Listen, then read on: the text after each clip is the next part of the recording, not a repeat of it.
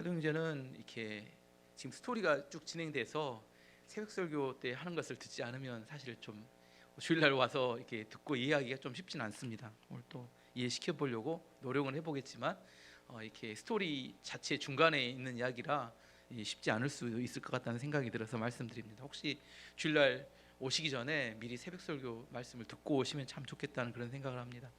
2009년 10월 24일 그게 무슨 날인지 아시냐? 이게 첫 번째 오늘 질문인데 혹시 아시는 분 있어요? 알면 기적인데 알기 어렵습니다. 2009년은 우리 교회가 이렇게 개척한 해요. 근데 우리 교회와 전혀 관련 없는 일이 2009년 10월 24일에 있었습니다. 별 중요하지 않아요. 중요한 날 아닙니다. 긴장할 필요 없습니다. 그날은 기아 타이거스가 10번째 우승한 날입니다. 별 중요한 날. 근데 이렇게 그때는 참 감동적인 날이어서 기억합니다. 2009년에 한국 시리즈는 기아 타이거스하고 SK 와이번스하고 이렇게 붙었습니다. 6차전까지 3대3 이게 마지막 7차전에 그날 벌어진 게 10월 24일이었어요. 6회 초까지 기아 타이거스가 5대1로 지고 있었습니다. 6회 말부터 이제 다시 역전을 하게 되는데 나지원 선수가 나와서 6회에 투런 홈런을 치고 9회 말에 5대5 동점 상황에서 다시 나지원 선수가 역전 홈런을 쳐서 10번째 한국 시리즈를 우승했어요. 근데 그 우승이 참 의미가 있는 게 해태 타이거스가 9번 우승을 하고 10년 동안 우승을 한 번도 못 하다가 10번째 10년째 만에 우승을 했습니다. 근데 그것이 짜릿한 역전 승리였습니다. 그래서 이제 역전 승리를 하고 나니까 그 다음 날부터 매일 TV에 재방송도 해주고 또 이렇게 편집해서 또 편집 방송도 해주고. 근데 그것을 봐도 재미있어요. 야구 안 좋아하시는 분은 잘 모르겠지만 이렇게 너무나 짜릿하게 이겼기 때문에 봐도 또 재미가 있습니다. 근데 재미있는 사실은 재방송을 볼 때 두 번째 보잖아요. 그러면 첫 번째 볼 때 뭐예요? 이미 승리한 걸 알잖아요. 그럼 두 번째 올 때는 뭐 어떻게 보면 돼요? 편안한 마음으로 보면 되는데 또 6회까지 5대1 되면 마음이 두근반세근반 합니다. 저러다 지면 어찌나. 긴장할 필요가 있어요, 없어요? 재방송이니까 전혀 없습니다. 근데 마음이 조금만 저렇게 하다가 지면 어쩌나 이런 생각이 또 들어요. 그래서 마음속으로 스스로 생각합니다. 이미 이긴 경기야. 긴장할 필요 없어. 곧 나지완 선수가 나오면 홈런을 칠 거야. 보면서 즐기고 누려야 돼. 이렇게 생각을 해요. 근데 내 마음은 마음대로 잘 안 됩니다. 그 또 이렇게 5대1 딱 되고 나면 마음속에 우리 팀은 왜 그렇게 나와서 빨리빨리 죽고 상대팀 안타를 치고 나가는지 막 이런 생각을 합니다. 불편해요. 누르지 못하고 또 긴장하고 있습니다. 이러다 지면 어쩌나. 근데 성경도 비쌉니다. 성경은 창세기부터 요한계시록까지 인류의 최초의 이야기부터 종말까지 다 기록해 놓았습니다. 중간에 아무리 무슨 일이 있더라도 마지막에 마귀와 그를 따르는 자는 지옥의 심판을 받게 되고 하나님을 따르는 백성은 천국에 가게 된다. 이게 결론입니다. 뭐 너무나 뻔한 결론입니다. 우리는 성경을 통해서 어떤 사람이 구원을 받고 어떤 사람이 심판을 받게 될지 알고 있어요. 마귀는 또 우리를 어떻게 유혹할지도 뻔히 다 알고 있습니다. 그런데 실제 우리의 삶 속에서 마귀가 우리를 유혹해 오면 미혹이 돼요. 그리고 또 우리 실제 삶 속에 결과를 뻔히 알면도 불구하고 근심과 두려움 속에 또 살아갑니다. 이 시대의 사람들의 문제는 몰라서 못하는 게 아닙니다. 정보는 엄청나요. 뭘 보면 알아요? 인터넷에 검색해 보면 내가 알고 싶은 정보는 얼마든지 구할 수 있습니다. 하지만 그것을 실천할 수 있는 능력이 잘 안 돼요. 이 시대의 문제는 아느냐 모르느냐 이게 중요하지 않아요. 그것을 행동에 옮길 수 있느냐 없느냐 이게 중요한 문제입니다. 실천의 문제입니다.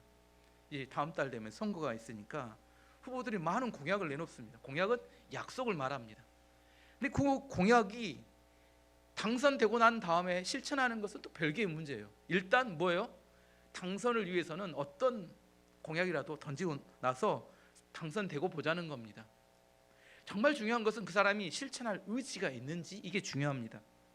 뭐 또 쉬운 이야기로 주식 투자 이야기를 해보면 주식 투자에서 돈을 버는 것은 어렵지 않습니다. 아닌가요? 아주 초우량 기업을 쉬워요. 사서 어떻게 하면 돼요? 배당 받으면서 오래 두면 어떻게 돼요? 돈을 법니다. 아닌가? 삼성전자, SK하이닉스, 현대차, 기아, LG에너지솔루션, 하이브드, 현대중공업 등등등등 초인류 기업을 사서 놔두면 중간에 우여곡절이 있어도 언젠가는 꾸준히 돈을 벌게 됩니다. 너무 당연한 이야기예요. 근데 문제는 뭐냐면 중간에 어떤 신생 기업이나 작은 기업들이 테마로 5배, 10배 올라가면 마음이 어떻게 해요? 우리한 기업을 팔아서 그걸 사요. 근데 이상하게 기적 같은 일이 있어요. 내가 사면 그때부터 떨어집니다. 정말 희한합니다. 딱 누가 내 이렇게 핸드폰을 보고 있는 것 같아요. 그 사람들을 마이너스의 손이 아니라 마이너스의 손이라고 합니다. 어떻게 투자하면 마이너스가 잘 나는지. 그리고 또 산 것에 대해서 계속 또 물타기로 삽니다. 나중에 결국은 폭락해서 엄청난 손실을 내고 팔게 됩니다. 이 신앙생활은 초우량 기업에 투자하는 거와 비슷해요. 재미가 없어요. 지루합니다. 하지만 반드시 승리합니다. 이게 정해져 있어요. 초우량 기업에 투자한 거 똑같아요. 초우량 기업에 투자하면 반드시 돈을 법니다. 근데 이상하게 다른 데 미혹이 돼요. 신앙생활 똑같아요. 우리가 신앙생활하면 말씀을 믿으면 반드시 승리하게 돼 있어요. 초우량 기업이 왜 돈을 벌까요? 그 기업이 망하면 국가가 망하기 때문에 안 좋아지면 국가가 살립니다. 삼성전자가 망하면 우리나라가 견딜 수 있을까요? 우리나라 같이 망하는 겁니다. 그래서 국가가 법을 바꿔서라도 그 기업을 살려요. 계속 그냥 가만히 있어도 그 기업은 잘 되게 돼 있습니다. 대한민국이 전쟁으로 망하지 않는 이상. 근데 주변에 큰 수익을 냈다고 자랑하는 사람 주식 투자에서 종종 있습니다. 근데 실제 보면 80에서 90%의 사람은 대부분 돈을 잃는데요. 왜 그렇게 되느냐? 잃은 사람은 말이 없기 때문입니다. 누구만 자랑해요? 돈 번 사람만 자랑하니까 실제로 잃은 사람들은 말 않고 있으니까 잘 모르기 때문이지만 대부분의 사람들은 뭐 한다는 이야기예요? 초우량 기업을 산다는 이야기예요? 아니면 허접한 기업을 사서 망한다는 이야기예요? 아시겠죠? 주식 투자에 돈을 벌려면 간단합니다. 재미없고 지루한 초우량 기업을 사서 오랫동안 들고 있으면 됩니다. 작은 기업들이 변동성을 나타내는 것을 흔들리지 않으면 됩니다. 주식 격언에 이런 이야기 있다고 합니다. 좋은 주식을 사서 좋은 초우량 기업을 사고 난 다음에 3년 동안 잠을 자고 일어나면 큰 부자가 될 것이다. 근데 왜 이게 맞냐면 잠을 자야 되는데 잠을 안 자고 날마다 뭘 들여다봐요? 그 주식판을 들여다보니까 마음에 두려움이 생겨요. 떨어지면 팔아버리고 올라가면 탐욕이 또 사고 거꾸로 하면 돈 버는데 꼭 이렇게 또 거꾸로 합니다. 왜요? 왜 그래요? 우리는 능력이 없어서. 뭘 능력이 없어서? 주식판을 안 볼 능력이 없고 남들이 돈 번다고 올라가면 쫓아가지 않고 안 살 능력이 없고 막 떨어지면 두려워하면서 안 팔 능력이 없고 능력이 안 돼요. 뻔히 쉬워요. 방법은 쉬워요. 초우량 기업을 사서 오랫동안 갖고 있는다. 너무 쉬워요. 하지만 이것을 실천할 능력은 없습니다. 그래서 이 땅에서 성공하는 방법이 딱 하나 있어요. 뭐냐면 성실함이에요. 성실함. 뭐라고요? 성실함. 성실함이란 견뎌내는 힘을 말합니다. 바람이 오나 비가 오나 바람이 오나 어떤 일이 있어도 자기 자리를 지키는 것, 이걸 성실함이라고 합니다. 이 시대는 성실함을 무시하는 시대예요. 성실하게 살아가는 사람을 마치 바보처럼 여깁니다. 자기의 눈앞의 이익을 쫓아서 막 쫓아다니는 사람, 그 사람을 그런 불성실한 사람들을 지혜 있는 것처럼 이야기를 합니다. 하지만 성경은 성실한 사람에 대한 지지를 해줍니다. 잠언 28장 18절 말씀 보시면 성실하게 행하는 자는 구원을 받을 것이나 굽은 길로 행하는 자는 곧 넘어지리라. 잠언 28장 6절 말씀 보시면 가난하여도 성실하게 행하는 자는 부유하면서도 굳게 행하는 자보다 나으니라. 잠언 11장 3절 말씀 보시면 정직한 자의 성실은 자기를 인도하거니와 사악한 자의 패역은 자기를 망하게 하느니라. 인생을 길게 놓고 보면 성실한 사람이 이깁니다. 투자도 길게 놓고 보면 성실한 사람이 돈을 많이 벌게 됩니다. 오늘은 사도 바울의 성실함에 대한 이야기를 하려고 합니다. 사도 바울은 예루살렘으로 가면 핍박과 박해가 많이 있을 거라는 사실을 전해 들었어요. 그럼에도 불구하고 복음을 전하기 위해서 예루살렘으로 가게 됩니다. 우리가 생각할 때 사도 바울이 박해가 있을 걸 알면서도 예루살렘에 가면서 우리는 뭐라고 기도할까요? 박해가 있을 걸 알면서 가요. 뭐라고 기도해요? 박해가 없게 해주십시오, 이렇게 기도할 수 있습니다. 그러면 하나님이 좀 도와줘서 박해가 없으면 좋잖아요. 근데 갔더니 뭐가 일어났냐면 박해가 발생을 했습니다. 많은 유대인들이 사도 바울을 잡아다가 두드러 패면서 죽이려고 달라들었어요. 그럼 우리 뭐라고 생각해요? 하나님 왜 이렇습니까? 하나님을 위해서 내가 박해와 고난에도 불구하고 예루살렘에 왔으면 하나님 박해를 중단시켜줘야 하는 거 아닙니까? 제가 이런 이야기 하도 많이 들으니까 여러분 이야기예요. 여러분들이 와서 하는 이야기들이 그런 이야기입니다. 사도 바울은 그런데 박해와 고난 속에 두드려 맞으면서도 유대인들에게 복음을 전했습니다. 성실하게 복음을 전했어요. 또 이렇게 복음을 전하면 또 어떤 결과가 나타나야 돼요? 이 두드려 팬 사람들이, 박해한 사람들이 좀 변해서 복음을 듣고 믿고 변하면 좋잖아요. 아닌가? 여러분도 그렇게 생각 안 하나? 계속 두드려 패면 좋은가요? 그러면 좋은데 이 사람들이 사도 바울이 전한 이렇게 복음을 듣고 뭐요? 더 화가 나서 이 사람 때려 죽여야 된다, 없애야 된다, 더 소리 지르고 난리를 칩니다. 천부장이 보니까, 로마 군대 천부장이 보니까 이 사람들이 붙다가 유대인들이 폭동을 일으킬 것 같으니까 사도 바울을 보호하기 위해서 로마 군대 안에 있는 이렇게 영내로 일단 데리고 들어와요. 하지만 너무 폭동이 심해질 것 같으니까 사도 바울을 그들이 보는 앞에 데려다 놓고 매질을 하게 만듭니다. 매질을 하려고 합니다. 그래서 그가 무슨 죄를 지었는지 조사하라 이렇게 명령을 내립니다. 바울은 그때 천부장, 자기를 때리러 온 천부장이 이야기합니다. 내가 로마의 시민권을 가진 사람인데 시민권 가진 사람을 재판 없이 이렇게 때리는 것이 로마법에 맞느냐 이렇게 이야기하자 그때서 로마 시민권을 갖고 있다는 사실을 알게 되면서 이 매질을 안 하고 중단하고 정식 재판인 산헤드린 공회에 정식 재판을 회부합니다. 여기까지가 어제 설교입니다. 그러니까 지금 뭐 이해가 안 되면 어쩔 수 없어요. 지금 여기까지 이 스토리를 모르면 다음 이야기를 모르니까 오늘부터 설교, 오늘 본문의 설교는 이 산헤드린 공의회에서 사도 바울이 재판을 받는 이야기가 오늘 본문에 나옵니다. 사도 바울이 산헤드린 공의회에서 이제 자기를 변론하는 이야기로 시작합니다. 오늘 1절 말씀 보시면 바울이 공회를 주목하여 이르되 여러분 형제들아 오늘까지 나는 범사에 양심을 따라 하나님을 섬겼노라 하거늘. 산헤드린 공회에서 자기를 변론하는데 첫 번째 이야기합니다. 나는 오늘까지 나의 양심을 따라서 하나님을 섬겼다 이렇게 이야기합니다. 사도 바울을 그 당시에 핍박했던 사람들 여러 분류가 있는데 첫 번째 기독교는 교회 안에 율법주의자들이 사도 바울을 매우 싫어했어요. 교회 안에, 기독교 안에. 반대로 유대인들은 기독교인과 유대교가 나눠져 있는데 유대교 안에 있던 유대인들은 사도 바울을 변절자로 생각합니다. 왜냐하면 원래는 유대교에 속한 사람이었는데 기독교로 인들을 박해하다가 같은 편이었는데 기독교인이 되면서 복음을 전하고 있었기 때문에 유대교에 있는 사람들에게서 봤을 때는 사도 바울은 변절자다. 그래서 매우 싫어했어요.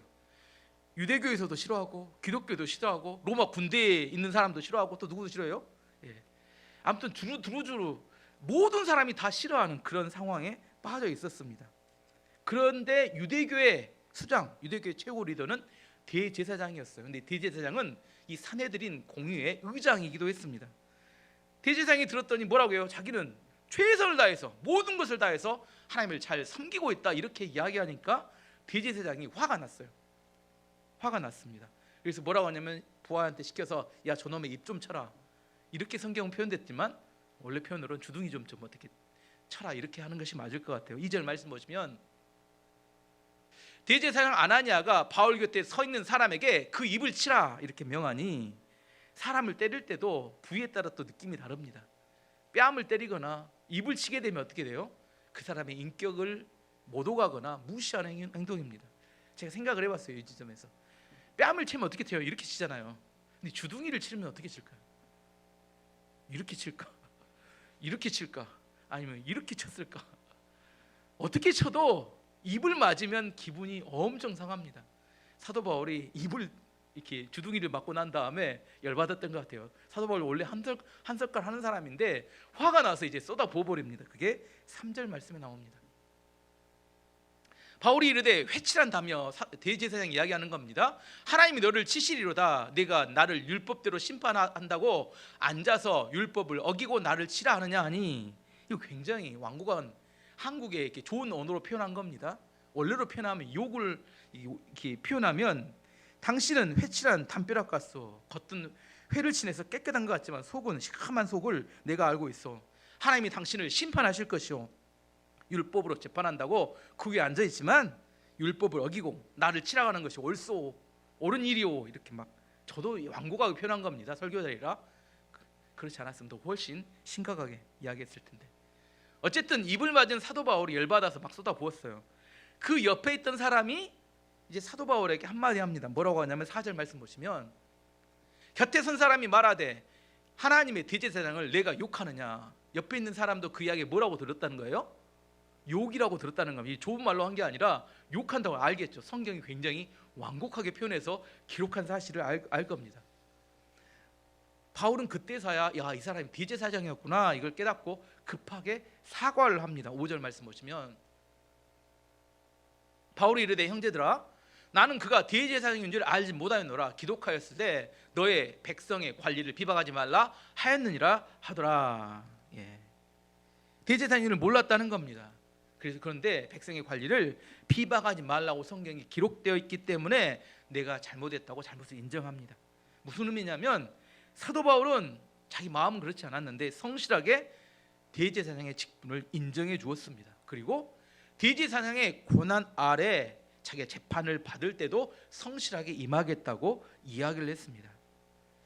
어쨌든 재판을 받고 있는데 사도 바울이 눈을 들어서 보니까 그 산헤드린 공회 70명인데 70명이 딱 두 파로 갈라져 있습니다. 여당 야당인데 사실은 사두개파 사람이 35명, 바리새파 사람이 35명입니다.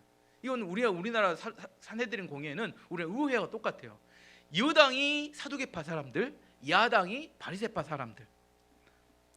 사두개파 사람들의 특징은 성경 중에, 구약 성경 중에 모세오경만 믿습니다. 모세오경은 창세기부터 신명기까지 5권의 성경만 믿어요. 그리고 이 사람들은 부활을 믿지 않습니다.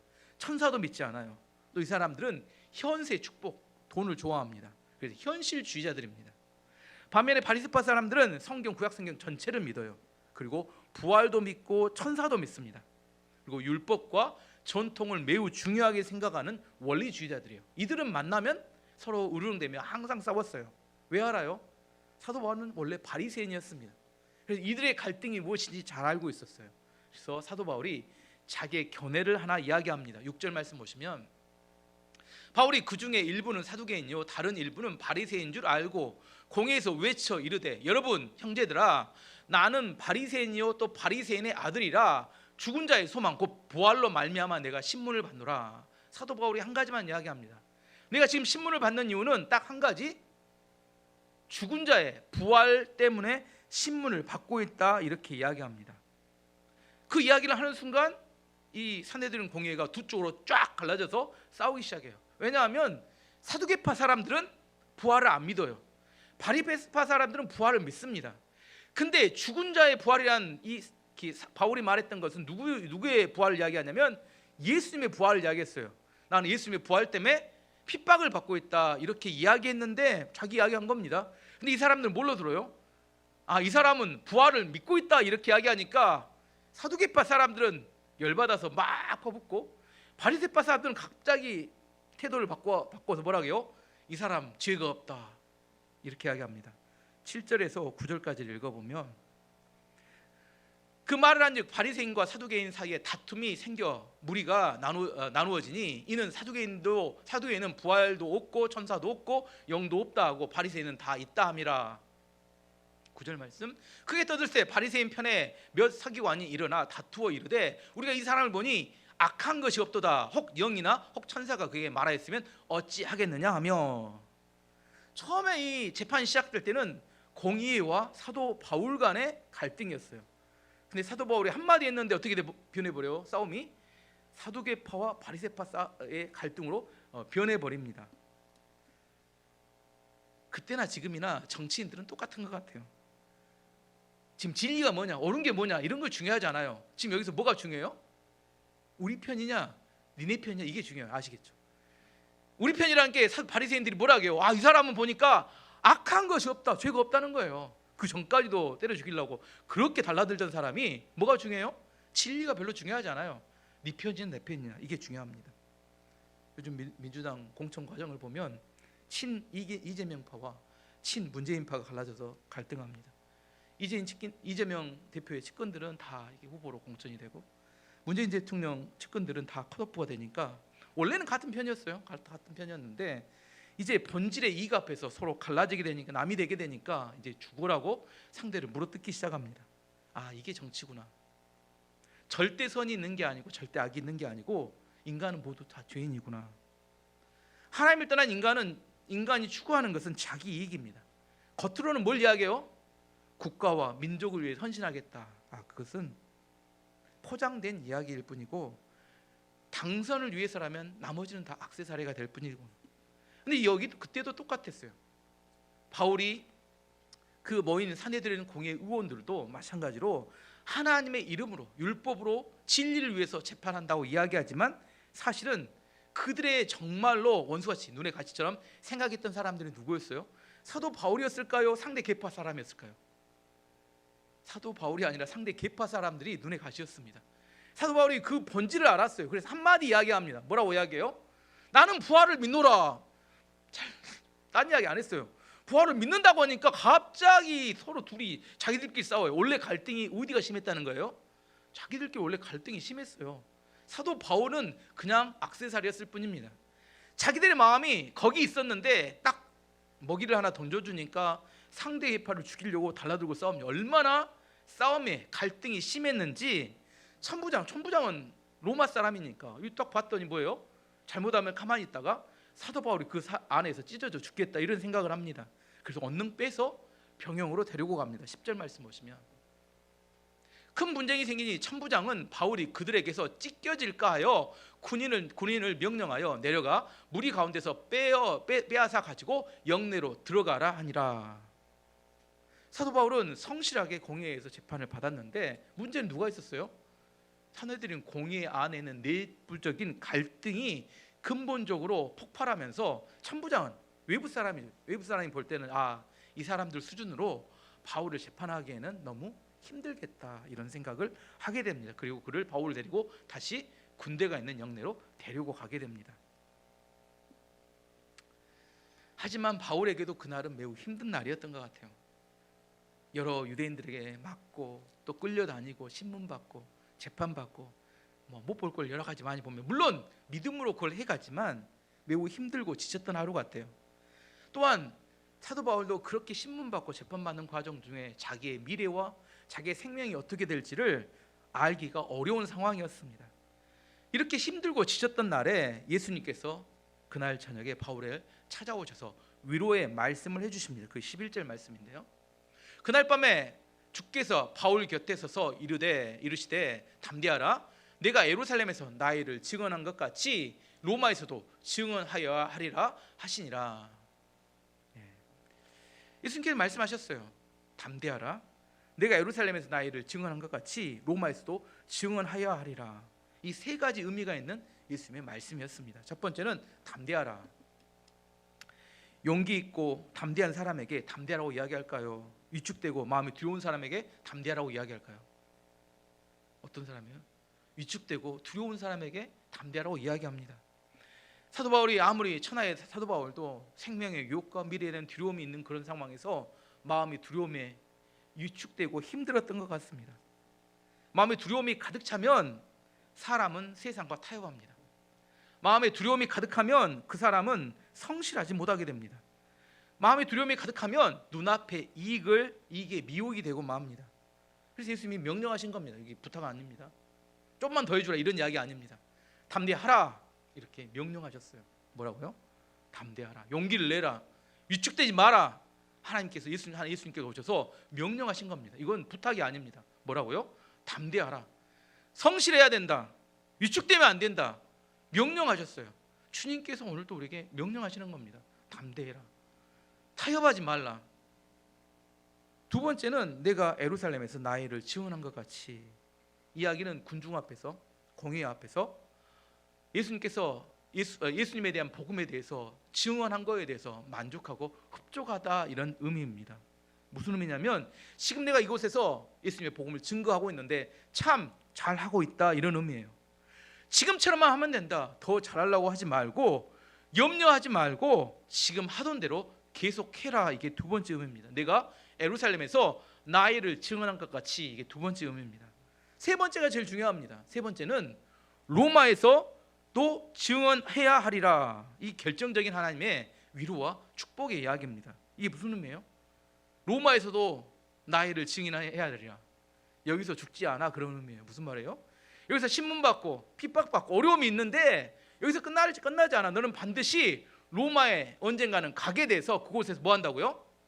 복음을 증거하는 일이 있게 될 것이다. 그런 이야기입니다. 아까 다시 프로야구로 돌아가도록 하겠습니다. 프로야구 2009년에 마지막 7차전에서 재방송 보고 있어요. 뭐한지 알고 있어요? 결과가 이긴지 알고 있어요. 이긴지 알고 있는데 그 이긴지 알고 있다는 게 무슨 마음이요? 사도 바울에게 여기서 여러 가지 신문과 재판이 있지만 너는 언젠가 죽지 않고 로마에 가게 될 것이다. 이렇게 이야기합니다. 재방송을 보고 있을 때는 뭐 해야 돼요? 재방송을 볼 때는 누리고 즐겨야 합니다. 이것을 알고 있기 때문에 결과가 뻔하고 나온 이야기이기 때문에 누리고 즐겨야 합니다. 여기서 죽지 않고 로마에 가게 될 것이다 이야기하면 무슨 말이에요? 여기서 끝이 아니라는 거예요. 그럼 어떻게 하면 돼요? 지금 삶을 누리고 즐기면 됩니다. 생각해보면 작년에 제가 서울의 병원에 갔을 때 이야기가 똑같은 것 같아요. 혈관은 막혔으나 죽지 않는다. 혈관이 막혀서 죽는 게 두려운 거지 죽지 않으면 무슨 두려울 게 뭐가 있습니까? 그냥 살면 되죠. 죽지 않는다. 그러면 괜찮은 거 아닌가요? 혈관이 막히는 게 두려운 게 아니라 죽는 게 사실 두려운 거잖아요. 사도 바울도 여기서 여러 가지 과정을 거치겠지만 너는 언젠가 로마에 가게 될 것이다. 로마에 가서 복음을 전하게 될 것이다. 그렇게 이야기하면 걱정하고 염려할 거 없습니다. 재방송을 보고 있는 거예요. 결과가 뻔한 재방송을 보고 있습니다. 그러면 우리가 거쳐가는 인생의 과정을 즐기고 누리게 되면 됩니다. 근데 여기서 한 가지 중요한 점이 있어요. 예수님이 이 말씀을 듣고 평안하게 이제 두 발 뻗고 잠자는 사람이 있는 반면에 밤에 어떤 사람이 있어요? 이 말씀을 듣고도 두려움과 불안 가운데 전전 근거하며 지내는 사람이 있다는 거예요. 과연 여러분은 어디에 속합니까? 예수님의 말씀을 들었으면 뭐 해야 돼요? 그 말씀을 듣고 평안한 사람도 있는 반면에 그 말씀을 들어도 내 인생에 하나의 변화가 없어요. 두려움과 근심 가운데 항상 살아갑니다. 어떤 사람이 평안할 수 있고 어떤 사람이 두려움과 근심 가운데 염려 가운데 살아갈 수 있을까요? 무슨 차이일까요? 어떤 사람이 평안해요? 예수님의 말씀을 듣고 믿음으로 받아들이고 확신하는 사람은 평안하게 지낼 수 있고, 말씀은 들었지만 믿지 못하는 사람은 그때 상황에 따라 일희일비하면서 엄청난 스트레스 속에서 늙어갑니다. 피부는 까칠해지고 온몸에 병은 나서 막 안 아픈 데가 없이 아프고 내 삶에 점점점 힘들어져 가고 계속 그런 삶이 사라져갑니다. 교회는 다니고 신앙생활을 하지만 하나님의 말씀은 듣고 하나님이 어떻게 일하실지도 알고 배워요. 하지만 그 아는 것은 그의 인생에 전혀 도움이 되지 않습니다. 아무런 능력도 되지 않아요. 하나님의 아버지인 줄 믿지만 돈을 믿는 사람보다 훨씬 불행하게 살아갑니다. 왜요? 하나님의 말씀을 듣지만 믿지 않기 때문입니다. 이런 사람이 뭐라고 하냐면 실천적 무신론자라고 합니다. 뭐라고요? 실천적 무신론자. 실제 삶은 무신론자와 똑같이 살아가기 때문입니다. 우리에게 중요한 것은 하나님의 말씀을 들으면 그것을 마음에 새겨야 합니다. 악한 마귀는 끊임없이 두려움, 탐욕, 욕망, 염려, 우리의 관심을 빼앗아가 버려요. 아까 말한 초우량 기업에 투자하고 꾸준히 기다리면 되는데 못 기다려요. 우리의 마음을 빼앗아가는 수많은 이야기와 뉴스들이 우리의 마음을 빼앗아가 버립니다. 그래서 믿음 생활이 아니라 염려 생활로 인생을 낭비하게 됩니다. 나는 믿음 생활하고 있는지 염려 생활하고 있는지. 교회를 다니는 게 중요하지 않아요.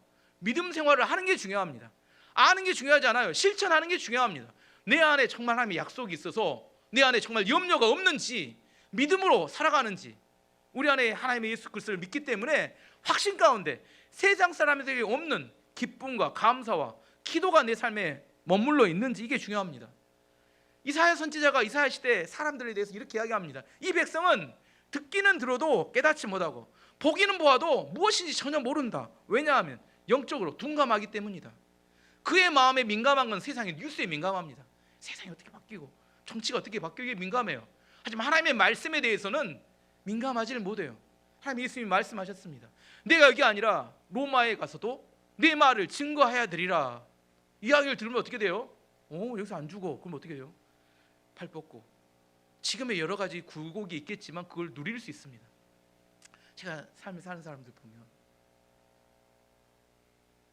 염려가 없는 사람이 아무도 없어요. 사람들이 이야기합니다. 이 문제가 해결되면 나는 그때부터 염려하지 않으리라. 돈이 이 정도 모이면 염려하지 않으리라. 뭐 병이 이렇게 치료되면 염려하지 않으리라. 근데 다 똑같더라고요. 돈이 1억에서 5억 벌면 염려하지 않을 것 같은데 5억 벌면 10억 벌기를 원하고 10억 벌면 100억 벌기를 원하고 염려하는 것도 똑같더라고요. 들어보면 집 한 채 있으면 좋겠다고 하잖아요. 2채 있으면 3채 있으면 그 다음에 100채 있으면 좀만 더 있으면 좋겠다는 거예요. 인생을 보면 염려하지 않고 사는 사람이 아무도 없어요. 왜? 마음의 탐욕과 욕망이 그의 삶을 이끌어가기 때문입니다. 물어볼까요? 여러분은 언제쯤 염려하지 않고 살 수 있을까요? 여러분 마음속에 한번 결정해 보세요. 이 문제만 다 이 문제가 있어요. 이 문제만 해결되면 난 딱 염려하지 않으리라. 그때 정해놓은 거 한번 정해놓고 적어놓은 다음에 저거 한번 나중에 한번 이야기해 보게요. 그 문제 해결되면 또 다른 문제가 있어요. 왜 하나님을 온전히 신앙생활을 하지 못하고 온전히 하나님께 의지하지 못합니까? 또 이런 문제가 있대요. 그 다음에 또 이 문제가 있대요. 늙어 죽을 때까지 그냥 근심하다가 살겠구나. 염려 생활로 그냥 언제 믿음 생활을 해볼까? 언제 내가 하나님을 믿고 살아가며 평안하게 두 다리 뻗고 살아볼 수 있을까? 그런 생각을 해봅니다. 이 땅을 살아가는 예수님 믿는 사람들 이미 확정된 승리를 선포받고 살아갑니다. 하지만 진짜 내 안의 삶의 승리는 믿음으로 쟁취될 수 있습니다. 믿음의 다른 정의는 성실함입니다. 요한일서 5장 4절 우리에게 그것을 이야기합니다. 무릇 하나님으로부터 난 자마다 세상을 이기느니라. 세상을 이기는 승리는 이것이니 우리의 믿음이니라. 성경은 분명히 이야기합니다. 주식 투자를 해도 뭐가 있어야 승리해요? 성실한 믿음. 사업을 해도 뭐가 있어야 승리해요? 성실한 믿음. 공부해도 공부를 엉덩이로 한다고 똑같은 이야기입니다. 성실한 믿음. 신앙생활에도 똑같아요. 성실한 믿음. 동일합니다. 원리가 똑같아요. 여러분 진짜 성공하기를 원하면 성실함이 있어야 합니다. 정말 큰 부자가 되기를 원하면 성실함이 있어야 돼요. 2024년 안에 우리가 신앙생활 한다는 건 연습하는 겁니다. 믿음으로 연습하는 겁니다. 성실함이 무엇인지 연습하는 거예요. 내 안에 성실함으로 믿음으로 살아가는 게 무엇인지를 여기서 연습하고 여러분의 삶에 가정에서 직장에서 여러분 사업하는 사업장에서 여러분 투자하는 곳에서 그 성실함이 드러날 때 실제적인 여러분의 성공이 이루어지는 것을 말하는 겁니다. 2024년 한 해 동안 여러분이 그 하나님의 약속을 붙들고 믿음으로 인내하는 성실함을 통해서 큰 열매를 맺는 한 해가 되기를 축원합니다.